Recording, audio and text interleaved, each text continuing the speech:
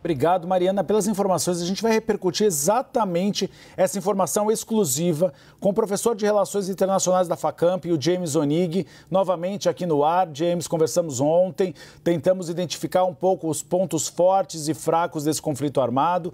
E agora tem essa informação, James, de que Donald Trump teria demovido Israel de assassinar o Ali Khamenei.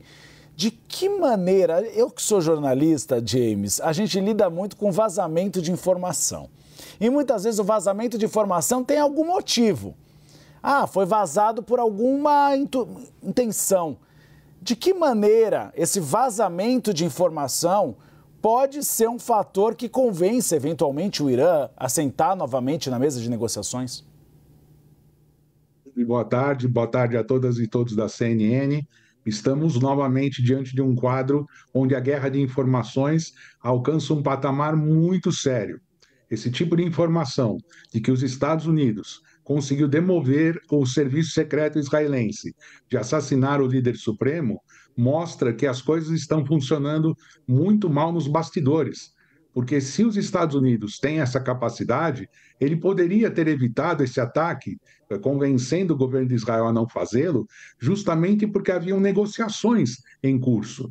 Então, passa a ideia de que os Estados Unidos têm uma influência somente parcial sobre os destinos de Israel nesse momento, que é o seu principal aliado. Então, como você bem disse, nós estamos assistindo agora à guerra de informações e o pior, ela desvirtuando a capacidade de alcançar qualquer tipo de relacionamento amistoso para se sentar na mesa. Fica muito difícil para os iranianos aceitarem qualquer tipo de negociação a partir de agora, porque eles acreditam que existe um conluio nos bastidores, claramente colocado pelas palavras do próprio Trump, negado pelos israelenses até agora, um conluio que foi feito sem a mínima ética do ponto de vista diplomático. Lógico que é exigir demais, mas num momento como esse, os iranianos vão ficar muito ressabiados de tomar qualquer iniciativa de conversação. É como dizia nosso entrevistado agora, iraniano que mora no Brasil. Havia inicialmente uma contestação muito grande pelo regime de Ali Khamenei. Havia um movimento muito forte dentro do Irã contra o Ali Khamenei. A partir do momento que é deflagrada uma guerra, ele se fortalece. Assim como aconteceu em Israel, havia muitos movimentos contra Benjamin Netanyahu. Tanto é que Michel Gavendo disse que todos os sábados nós tínhamos protestos. Mas diante de uma guerra, todas as forças se unem, né? Concordo com você, Uribe, concordo mais uma vez. Estamos assistindo há meses, há anos agora, um problema que é insolúvel praticamente, já que se arrasta há muito tempo, principalmente a partir de 1947, com a expulsão de 750 mil palestinos das suas terras históricas, e gerando essas consequências que são nefastas para ambos os lados. Se nós olharmos com bastante atenção, o momento que nós estamos vivendo hoje é de descrédito total do conjunto das relações internacionais, Uribe, porque os países estão passando por cima de acordos, protocolos, comportamentos e minando qualquer confiança. Isso que nós estamos assistindo, infelizmente, e que o Mohammed falou de uma forma muito brilhante, é exatamente isso. Esperar o quê? De quem não respeita as regras. E isso não é só de um lado. De todos os lados, infelizmente, nós assistimos essas reações. Professor, nós temos um conflito armado de dois países que têm capacidades bélicas completamente diferentes. Israel é muito superior ao Irã. A gente tem visto, por exemplo, caças conseguindo entrar no espaço aéreo iraniano. Por outro lado, o Irã só consegue fazer lançamento de mísseis balísticos, não consegue se aproximar do espaço aéreo. E ainda nós temos um acordo histórico dos Estados Unidos com Israel, com a possibilidade do fornecimento de novos armamentos. Nessa queda de braço, é possível que o Irã acabe gastando todo o seu potencial bélico antes e aí tenha de ser obrigado a sentar na mesa de negociações? Existe essa possibilidade, Uribe. Existe essa possibilidade pela dimensão que está sendo dado a esses ataques. Lembrando que o Irã possui um arsenal de mísseis muito poderosos, e eu sempre gostaria de lembrar a quem nos assiste que não é só a capacidade militar vinculada a questões nucleares, mas sim também a capacidade militar que o Irã tem de atingir territórios distantes com essa tecnologia que eles desenvolveram e mísseis de grande força, como já foi visto nesse conflito.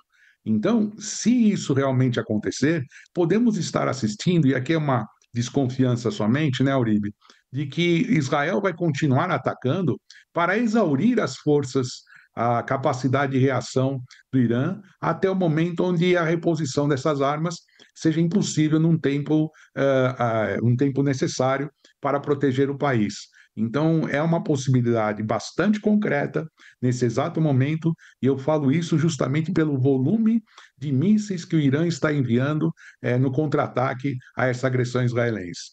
Pode ser, com certeza, um dos momentos decisivos daqui a alguns dias ou daqui a algumas semanas. Mariana?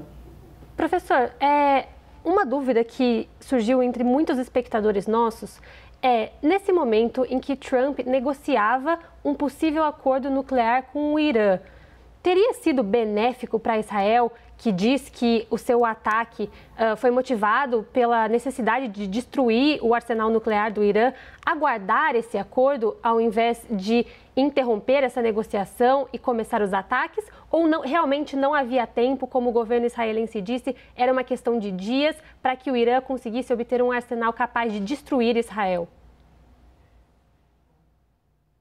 Mariana, mas o que nós estávamos assistindo era um processo lento de negociação, as pessoas estavam começando a abrir as portas para grupos intragovernamentais poderem discutir. Nós sabemos que o Irã ele é um ativo membro da comunidade dos países que assinaram o Tratado de Não Proliferação de Armas Nucleares, e por ter assinado o tratado, é por isso que ele é muito fiscalizado. E naquele interregno, naquele momento, onde Trump pula fora do acordo nuclear com o Irã no seu primeiro governo, até agora, os iranianos perceberam que enriquecer o urânio seria talvez uma condição de defesa, uma condição única de defesa para um possível ataque ou uma intervenção. Então, no caso, se nós observarmos justamente o momento onde o ataque foi feito, me parece que podem surgir duas interpretações. A primeira, esta que eu concordo contigo, que eles deviam fazer isso imediatamente antes que o Irã atingisse essa capacidade nuclear, ou uma outra interpretação que nós precisamos também estar atentos, porque efetivamente, quem sabe que lá nos bastidores chegou algum sinal de que haveria a possibilidade de haver um acordo e que o Irã estaria disposto a voltar à mesa de negociações com os Estados Unidos, e aí sim, não deixando mais margem para que sejam feitos ataques ao Irã. Então, antes que se atingisse um acordo, Israel decidiu atuar com a justificativa de que o enriquecimento de urânio tinha sido feito de uma forma acelerada. As duas explicações podem ser utilizadas, lógico, com reflexões e consequências que cada uma delas tiver. O problema é que as confianças foram quebradas e as negociações vão ter de ser retomadas do zero. Nós conversamos com o professor de Relações Internacionais da Facamp, o James Onig. James, muito obrigado, professor, por estar disponível novamente aqui à CNN Brasil nesse Breaking News especial. Eu que agradeço, Uribe e Mariana, e contem com a gente.